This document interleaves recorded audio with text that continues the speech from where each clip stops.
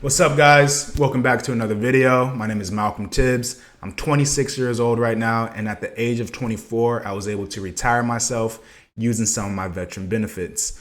Not too long after that, I got really good at dating, and I'm at the point where if I were to lose my girlfriend right now, I know I could find another one by the end of the month, and that feels really good. I've been doing self-improvement for about 8 years now, and in that time, I've made a ton of mistakes.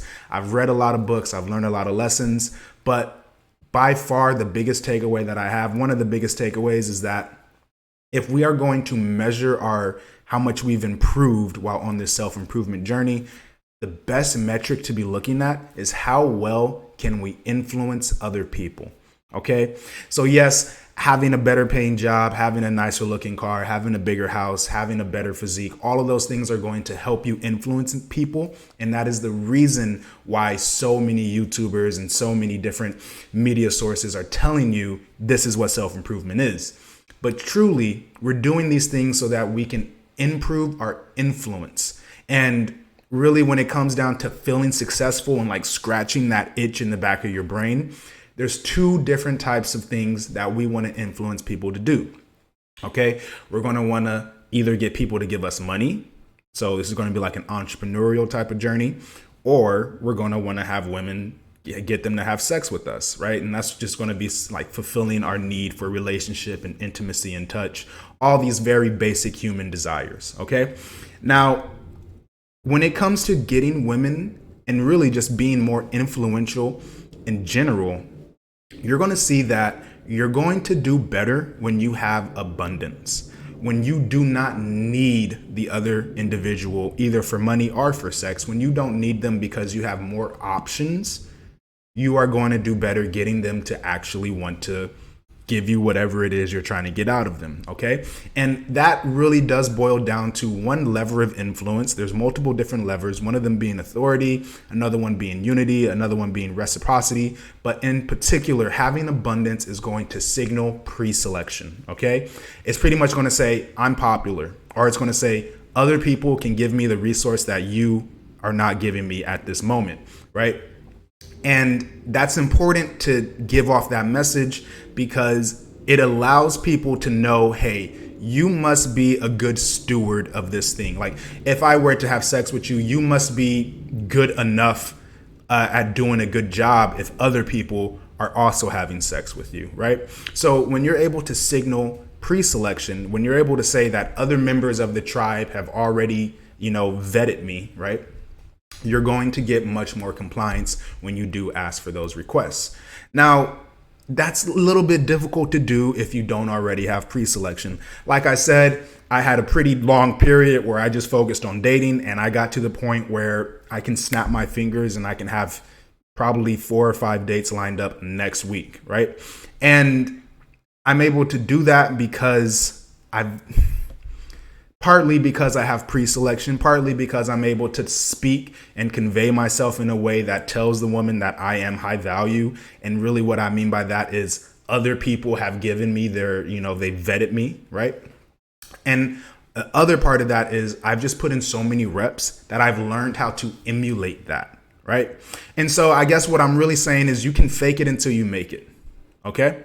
But if you want to get better at securing dates and learning how to be more influential, check the description down below. There's a free community that I'm hosting. It will help you land your first date within 30 days as long as you do all the directions that I outline. And there's also other members in there for you to be swapping notes with and sharing your experiences and see what works and what doesn't, okay? With all that being said, a big part of doing well and being able to convey that pre-selection even when you don't have it is just not having attachment, not really caring, okay? Because it's one and the same thing. When you say, hey, I don't necessarily need you, it also says I have a lot of options. Now, when you say I don't necessarily need you and you imply that message without just outright directly saying it, but you imply that, they are going to assume it must be because he has other options for this same thing, right?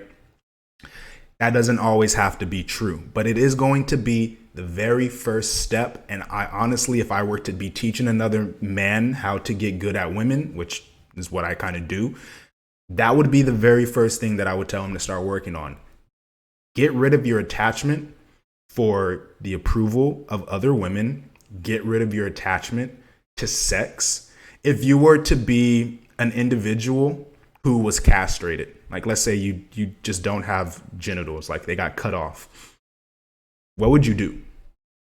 Right? If like sex was no longer an option, if sex went from like a top 10 priority down to like the very last thing that you're concerned about, what would you do with your life? With your like little 70 years that you have on this rock, what would you do?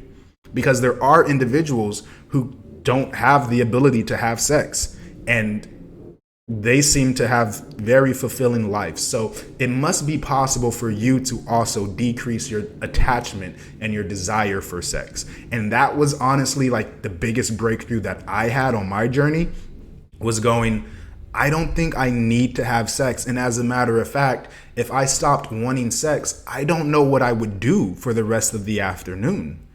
Like, I don't know what I would do with the rest of the week if I wasn't looking for somebody to have sex with, right? And that was like a big insight for me. It was like, holy shit, I think I care way too much about having sex.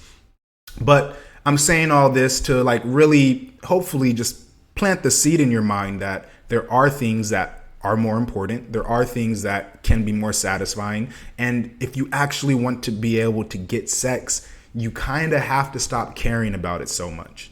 Let's look at it like it's chocolate, okay?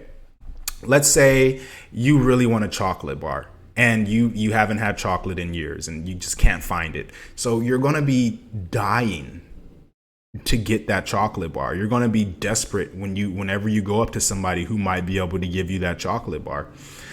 And now if we were to reverse that, and let's say that you had 10 billion chocolate bars and all you do is eat chocolate, right? You're going to get tired of it. You're not going to be looking forward to having more chocolate. You're going to want to do something else. And when you are able to signal that same thing about sex, it's like, oh, I have so much sex already. Why should I even give you the chance to get some of this, right? Why should I be interested in having sex with you? I'm already kind of tired. I'm bored of it, right? It's lumbersome.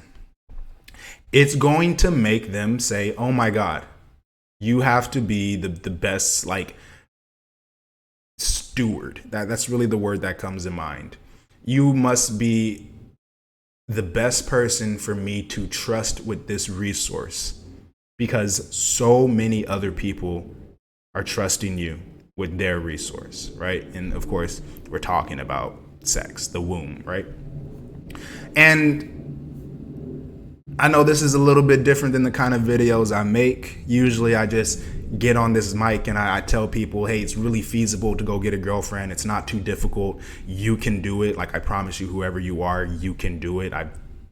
You're not anywhere near the bottom of society. There's somebody who's worse than you. And I guarantee you, those individuals can get girlfriends. The homeless man walking through all the cities in America can get girlfriends. You can get a girlfriend too. And that's usually the kind of content that I make.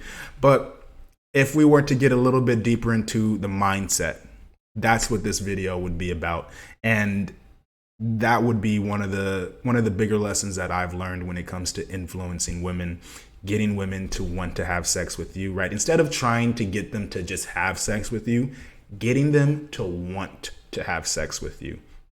You need to signal that it is a good choice, that you are the prize, and they're almost in like the candidate position, right?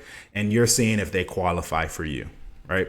But of course, they don't want to qualify, and they don't really care for getting your approval if you are not a good steward of, her genetic material. That is the resource that she's rationing and trying to figure out what's the best thing to do with. Who is the best man to exchange genetic material with, right? You want to let her know that you are a good steward of that genetic material, that you can do a good job in the sack, and that other women have trusted you to kind of play that role for them, okay?